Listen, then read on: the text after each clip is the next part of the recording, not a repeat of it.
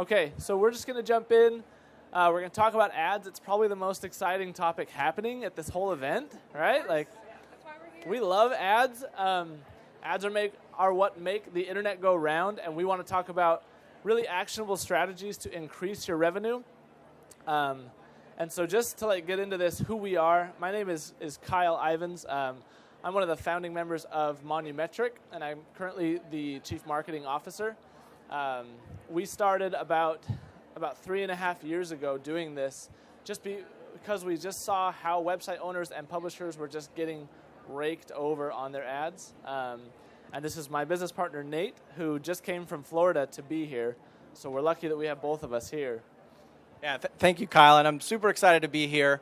To give you a little bit of background as well, so the reason we do all of this is we want to help and empower and enable publishers share and pursue their passions in a profitable way, because that makes it sustainable. And we believe that by doing that, as you share your expertise, your passions, your knowledge, that makes the human race actually better. It helps us all progress as part of the human family, and as touchy-feely as it might feel, we actually talk about that every day in the office, and that's actually why we do what we're doing. And in terms of full disclosure, the ad landscape is fairly complicated, and we engage with publishers across a very broad spectrum. Publishers from 50,000 monthly page views to way over 50 million daily page views. And there's obviously inside of that spectrum a lot of sophistication in terms of tiers and levels and what is relative and what actually matters to you as a publisher, of what you can actually go out and act on. And so we're going to start on more of the principle-driven, kind of more rudimentary things, of things that everybody should be doing regardless of how large your size is. And so if you're more advanced, just be patient until we get to some of the later strategies. And if you're more in the beginner realm, I apologize at the end, it might get a little into the weeds and maybe a little bit technical, but we're going to try to cover something so hopefully everybody here, regardless of your size, you've got a couple of things that you know that you can work on. Okay, so here's the 4 strategies that we're going to be talking about, and we're going to come back to each of these. But there are 4 basic things we want to talk about today. Your actual ad layout, you're thinking about mobile, the size and types that you should be aware of and be using, and then the delivery methods, right? And that's where the weeds get a little tall. So we'll just jump into layout really quickly. I want to talk about your ad layouts on your site. First and foremost, always preserve the ecosystem. There are publishers out there, and I'm sure none of you fit into this category, but they want to game the system. They want to find loopholes. They want to be doing things that advertisers don't want but maybe can't track yet. Things like click farms or ad farms. Just remember that advertisers pay your bill. Okay? They pay the bills for your home, for your car, for your kids' colleges. Advertisers are not the enemy, right? And advertisers need to be also respecting you as a publisher, and both the advertiser and the publisher have to keep the reader in mind, right? And that's the ecosystem. Sometimes the advertisers want things that publishers are uncomfortable with, right? Because an advertiser wants their results, and they're basically putting their real estate on your real estate, right? So there's a weird kind of cohabitation happening. How many of you have ever on the Huffington Post or BuzzFeed had a full-page ad click up on your phone and you have closed it, right? How many of you were just furious about that and never went back? Maybe one, okay. How many, but it's happened to all of us, right? How many of you feel comfortable putting that on your site? 0. It's the largest publishers in the game are doing this, okay? And they're making millions and millions of dollars. Readers don't really care. Your ad tolerance is going to be very different than your reader's ad tolerance, because your site is your baby, right? You don't want to defame it with all of these ugly ads, but readers are so used to ads. If you want to talk about intrusive ads, just watch television. They stop your programming for 5 minutes at a time just to advertise to you, right? Readers are so used to ads, and they're good at finding ads that they're interested in. Don't be afraid of ads, is what I'm trying to say. we have almost never run a technology that's not like malicious or anything, but just an aggressive ad type that has ever affected traffic, which people are really worried, oh, if I have this ad or these many ads, I'm going to lose readers. It doesn't happen. So just understand, readers' ad tolerance is it's just so much different than when you're looking at your own site. First of all, your layout needs to fit your content, right? That means if you have really short form content, don't try to put as many ads as you can, right? If you have really long content, you should be putting more ads than other people. Don't try to base your ad strategy on someone else's site and what you see on other sites. Base it around your content. Make sure that your ads are always near content. When an advertiser first starts targeting your site, they are measuring how long it takes to get 3 success events. A success event can be either everything from just being 100% viewable to getting an actual click. How rapidly those success events happen will determine how much they're willing to pay for your site. If you put ads where people can't see them, they're not worth anything, and it will hurt how much revenue you can make. So make sure that your ads are always near your content. Make sure that they're always viewable. Viewable means that they will come on the screen. Okay? How many of you have ever finished reading an article and you scroll down for the comments and it's still just sidebar next to white space? Those are called orphan ads, and they will crush what you can earn from your site because advertisers realize they're not in the viewable area very often. They know how close they are to your actual words or images or pictures. So when you're deciding, again, what layout works best for your content, figure out where your content is, how long it is. Like if you create slideshow content, that's great. Put the ads around it, top and bottom. If you have really long content, don't put any ads at the bottom. Don't ever put ads below all of your comments because they're just not going to be viewable and they'll hurt how long it takes for success events to happen on your site, and it will hurt your earnings. And last, don't ever stack or cluster your ads.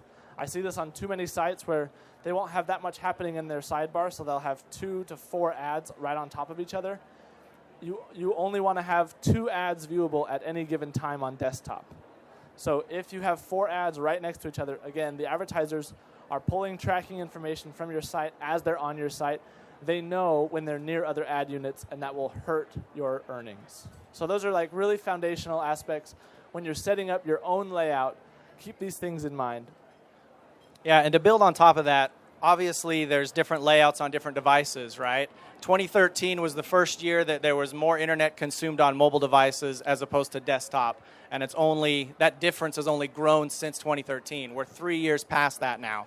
Right, and so internet-wide, 60 to 70%, depending on your vertical or what industry you're in for your website, of your that 60 to 75% of your traffic is going to be on mobile. And so more often than not, a lot of publishers will try to optimize their ad layout, all the stuff that Kyle just talked about, and do that just on desktop. And then on mobile, they're running like an off-the-shelf, Genesis theme or WordPress theme that has a sidebar.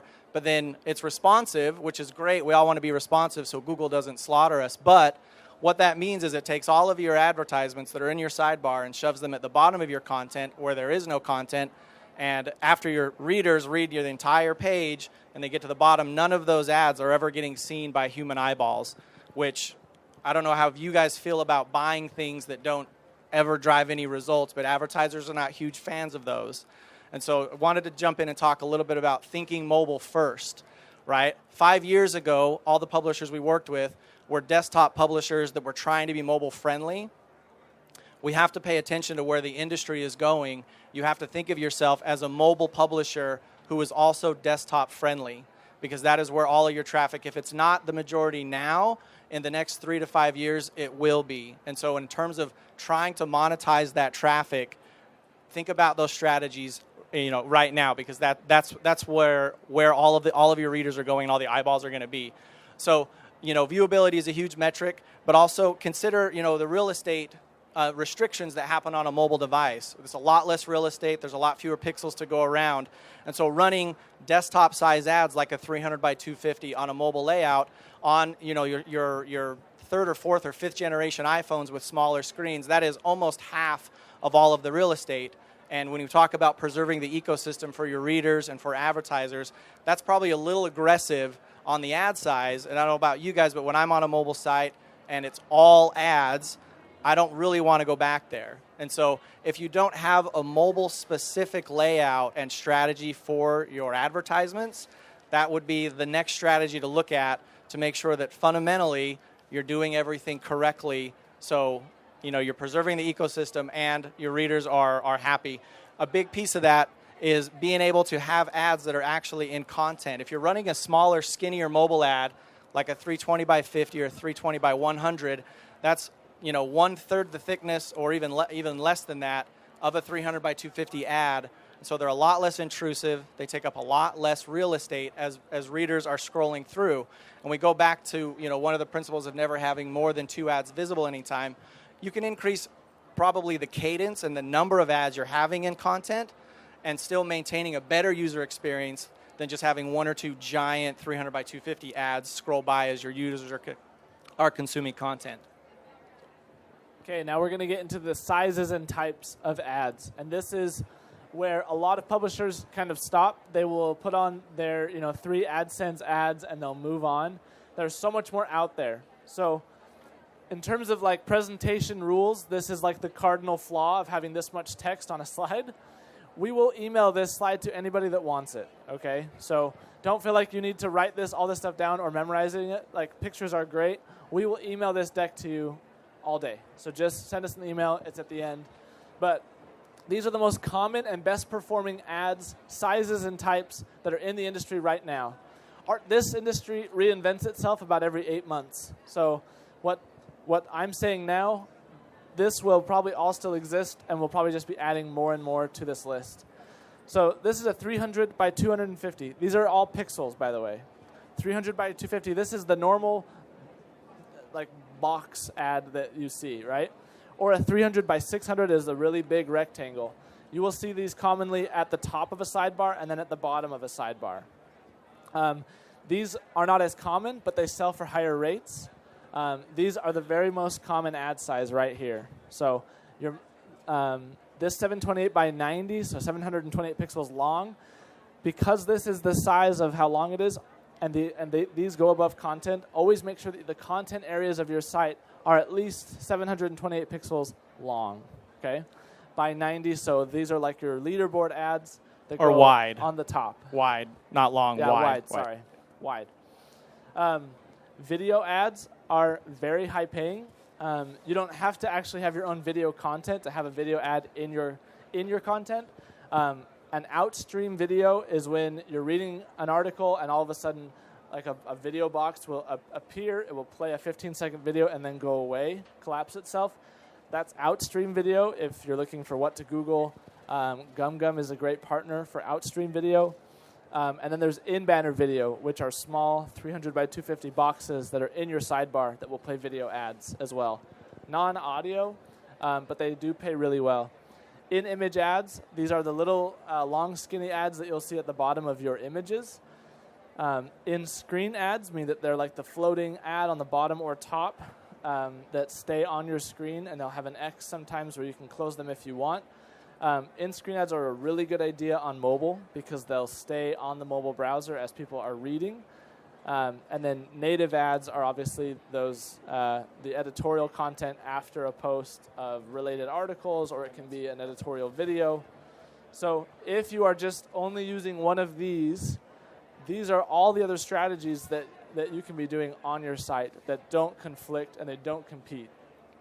What's really nice about a lot of these too is they will have control of how often your users will see these. So you can set the frequency for how many in-image ads will show up on one post.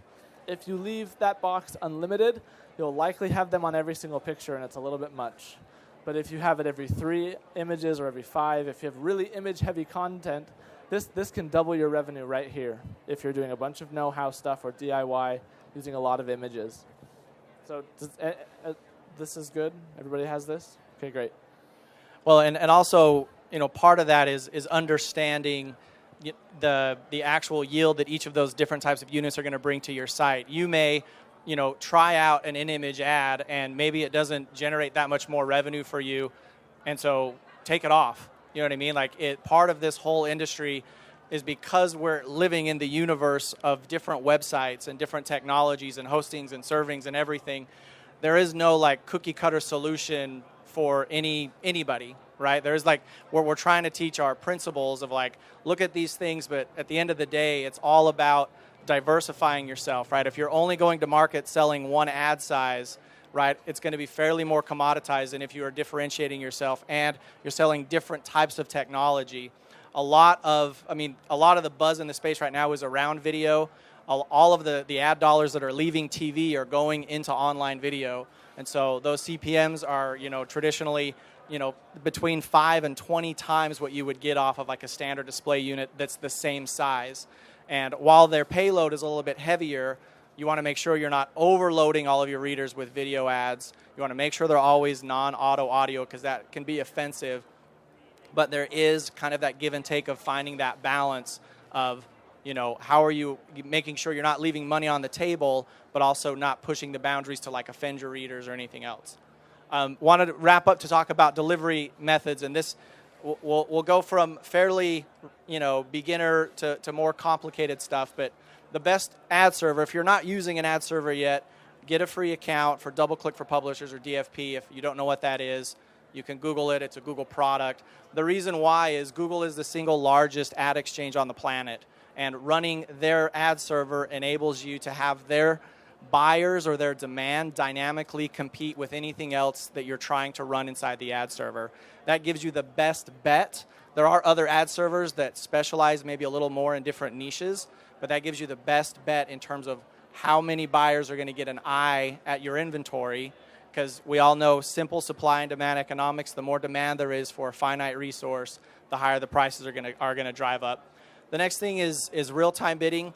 The reason why this is important is, as I just talked about, the more demand you can have, the more buyers that are competing. So RTB is just a fancy word for kind of flattening out even further the competition. So you're sending it into different exchanges who in real time are running concurrent auctions that are forced to compete. And what you have to understand about anything that is real-time bidding, this entire industry, all online advertising, runs off of what are called second price auctions, right? And so it's not how much the advertiser in the exchange is willing to pay the highest rate. It's about how much the second highest rate is. That's what you're going to get paid. And so, obviously, the more buyers you can get is going to drive up what that second price is. And optimization is all about closing the gap between that first and second bid price. Next is programmatic. Programmatic enables you to basically expedite what direct sales are, but you can do it in a programmatic fashion. 60% of all advertising budgets in display are based off of retargeting, right? And so these are advertisers that are trying to retarget because they have a pixel and they're tracking a specific user. That you can set up programmatic deals with specific ad agencies or buyers that anytime anybody comes to your site that they can retarget, there's a fixed or a flat CPM. That doesn't guarantee they get it. You can still have advertisers that can beat that, but it diversifies, again, the buyers that are trying to bid on your inventory. And lastly is either header or server side bidding or integrations. What this has been fairly revolutionary in the ad tech space over the last about 12 months. There's been some groups working on it for about 2 years, but essentially we can run a lot of series of meta auctions before we ever pass it to the ad server. And it progresses down, and it's just another way to bring basically the universe of buyers across all the major exchanges, look at every impression before it's ever transacted upon, if that makes sense. And that obviously just drives up whatever the rate is of the second bid price. Did I get everybody on that? And that we'll stop there because I see some eyes glazing over, and I apologize, but we're trying to, again, cover a spectrum. So, even people that are in the room that might be a little bit more sophisticated hopefully got something from that. So, and I think just to be clear about sizes, if you're less than 100,000 page views, don't worry about this. The very first thing that you can focus on is traffic, because until you have a lot of traffic, none of this optimization can really drive the needle. You can maybe increase your revenue $50 by spending 20 hours on this, and then the amount that you're making per hour is just not worth it. But once you start going up into the 100, 200, 300, 400,000 page views, using these types of strategies and using a partner to drive advertisers to you can totally change your revenue by $1,000 to $2,000 every month, right? So focus on the layout and the basic things if you're less than 100,000 page views per month.